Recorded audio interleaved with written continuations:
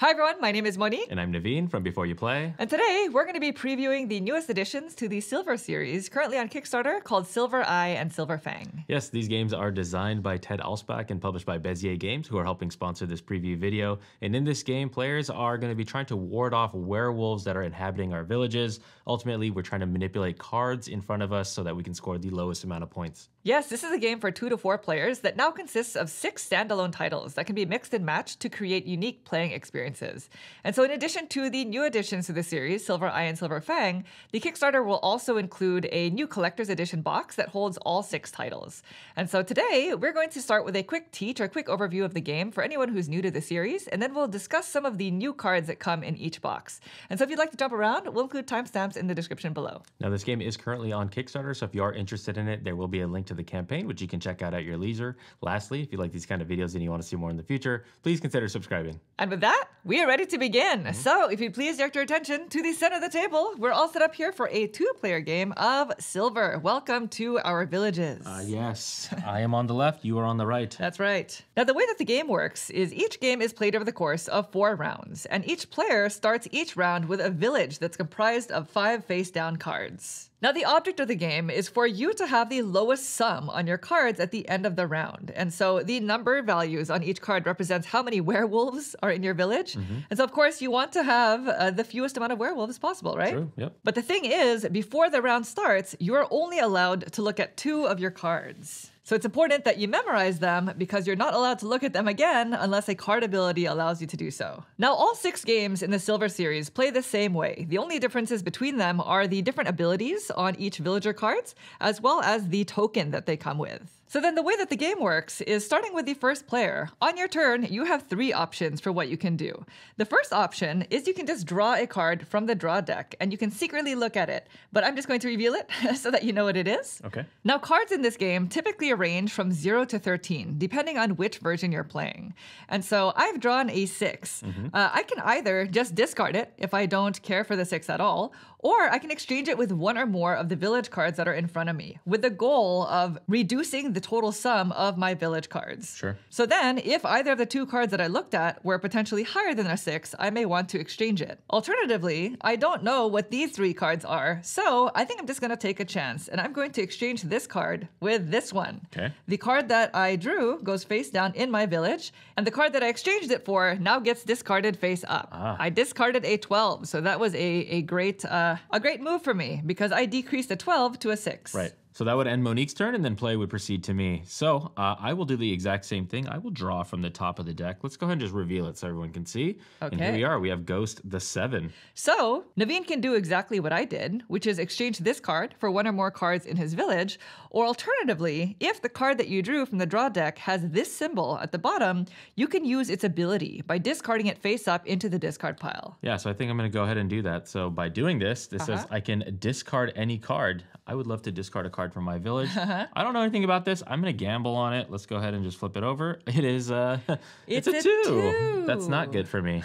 But at least I get 1 fewer card in my entire village. I slide these down, and now I only have 4 cards compared to Monique's 5. That's right. And now it's back to me. So Naveen discarded this really nice value 2 card. And so instead of drawing a card from the top of the draw deck, you can choose to draw the top card from the discard pile in order to exchange it with 1 or more cards from your village. Now, in order to exchange multiple cards from your village, each card has to have the same value.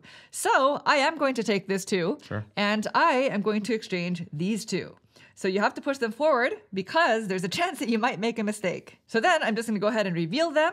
And I'm exchanging 2 6s. There was no mistake there. These 2 go to the discard pile, and now this 2 will go face up in my village in their place. Sure. Now, when drawing cards from the discard pile, it's important that you exchange them face up because some values in this game provide you with certain abilities, but only when they are face up in your village. And these will have this symbol at the bottom of their card. In this example, my number 2 is Simon, and this says, when it is face up in your village, you can discard 1 of your face up cards if it matches the top top of the discard pile, even if it's not your turn.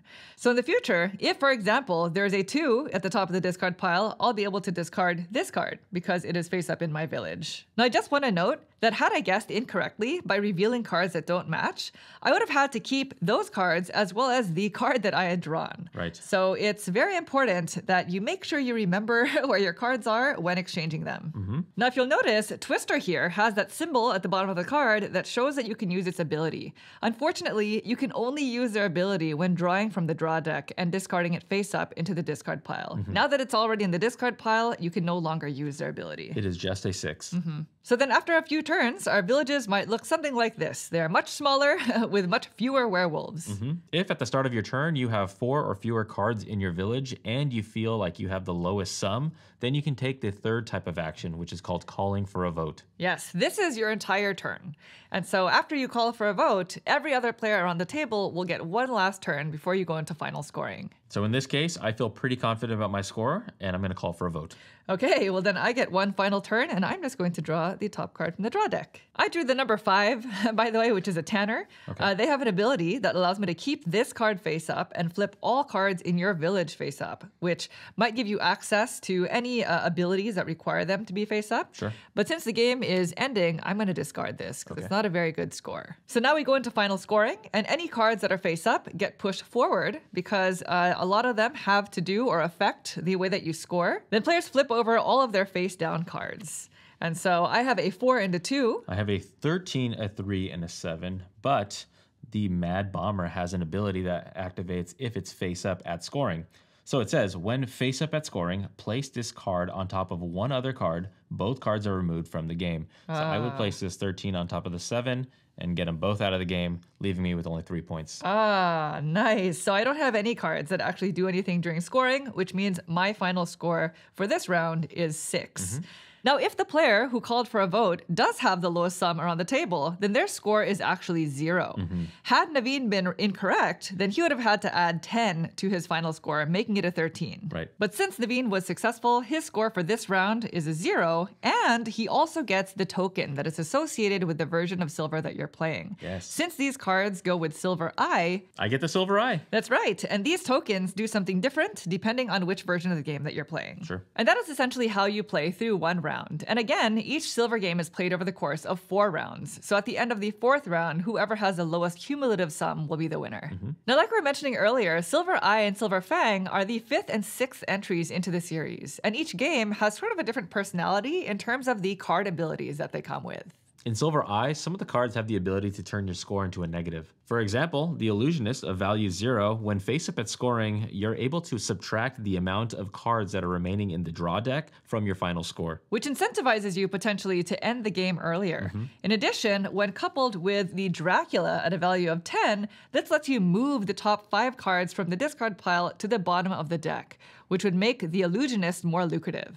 Silver Eye also has the first -1 value card, which says when it's face up at scoring, it allows you to place the card on any card to make that card's value negative. In addition, the number 13, which is a Mad Bomber, lets you place the card on top of one other card to remove both cards from the game. So as you can see, if you can strategically use these cards to your advantage, you can end up with a very high negative score. Some other cards include the number 9s, which are all unique, which basically dictate what type of card may be discarded on top of them. The number 4, which allows you to try to predict the card on top of the draw deck in order to discard a card from your village. And the number 12, the Drunk, which lets you give the top card of the deck to any village. And the player who has the Silver Eye at the start of their turn can use the Silver Eye to take any card from the deck. Silver Fang, on the other hand, provides new abilities that allow you to manipulate the deck. For example, we have the number 4, the Investigator, which, when face up, allows you to view the top card of the deck before you choose a card, which can be quite powerful when combined with the number 9, the Constable,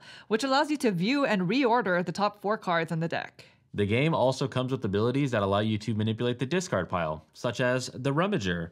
Value 1, but when face up, you get to choose from the top 3 cards of the discard pile instead of just the topmost. As well as the number 10, which is the Vampire Bat, which actually allows you to start a new discard pile. Some other cards include the 0, Odd Mud, which says when face up at scoring, your even numbered cards and their effects do not count towards your score. And finally, the 13, the Tallyman, introduces a new interim scoring. When discarding this card to use its ability, all players must now immediately score all of their face-up cards, adding that value to their final score at the end of the round. Now, the person that has the Fang for the round has access to their own private discard pile. Other players can still discard to that pile, but only the person with the Fang can actually use it. In addition, the characters from Silver Fang were designed with team play in mind, which is a new mode of play that can be applied to all of the games in the series. And again, each game in the Silver series is standalone, but can also be mixed and matched with other decks across the series to create unique deck combinations. Well, there you have it. That is generally how you play Silver, as well as a few of the new cards that come in each game.